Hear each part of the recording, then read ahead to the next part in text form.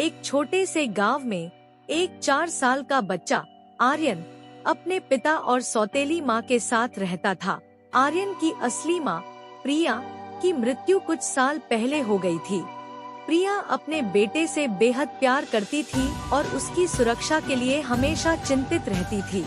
लेकिन उसकी मृत्यु के बाद आर्यन की सौतेली माँ सविता ने उसकी देखभाल की जिम्मेदारी ली। सविता बाहर से तो बहुत अच्छी दिखती थी, लेकिन असल में वह आर्यन पर बहुत अत्याचार करती थी। कहानी की शुरुआत। सविता अक्सर आर्यन को बिना किसी वजह के डांटती, उसे भूखा रखती और काम करने के लिए मजबूर करती। आर्यन का जीवन एक दुस्वप्न बन गया था। उसे अपनी असली माँ की बहुत याद आती थी। एक रात जब आर्यन रोते रोते सो गया तो उसे लगा कि उसकी माँ उसके पास आई है। उसने अपनी माँ की छाया को देखा जो उसके बिस्तर के पास खड़ी थी। उसकी माँ ने उसे सांत्वना दी और कहा, बेटा, मैं हमेशा तुम्हारे साथ हूँ, मैं तुम्हारी रक्षा करूँगी। सविता का अत्याचार बढ़ता जा रहा था। एक रात जब सविता ने आर्यन को फिर से मारने की कोशिश की तो अचानक घर में अजीब घटनाएं होने लगी।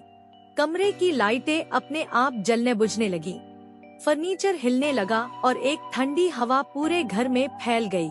सविता ने डर के मारे आर्यन को छोड़ दिया और अपने कमरे में भाग गई।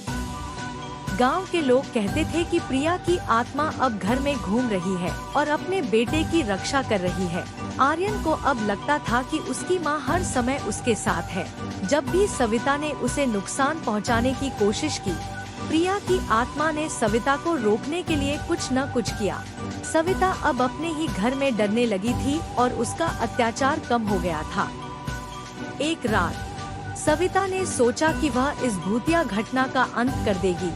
उसने एक तांत्रिक को बुलाया जो प्रिया की आत्मा को भगाने का दावा करता था। तांत्रिक ने घर में अनुष्ठान शुरू किया, लेकिन जैसे ही उसने अनुष्ठान शुरू किया, प्रिया की आत्मा और ज्यादा शक्तिशाली होकर प्रकट हुई। तांत्रिक डरकर भाग गया और उसने सविता को चेतावनी दी कि माँ का सच्चा प्यार कभी हार नहीं सकता। आखिरकार सविता को अपनी गलती का एहसास हुआ। उसने आर्यन के साथ अच्छा व्यवहार करना शुरू किया और उसकी देखभाल करने लगी। धीरे धीरे प्रिया की आत्मा ने भी शांति पाली और आर्यन को खुश देखकर उसने अलविदा कह दिया। आर्यन अब सुरक्षित था और सविता ने भी अपने व्यवहार में सुधार कर लिया था। प्रिया की आत्मा ने अपने बेटे की सुरक्षा करके उसे एक नया जीवन दिया। यह कहानी हर माँ के सच्चे प्यार और अपने बच्चे की रक्षा करने की उसकी अनंत शक्ति की मिसाल बन गई।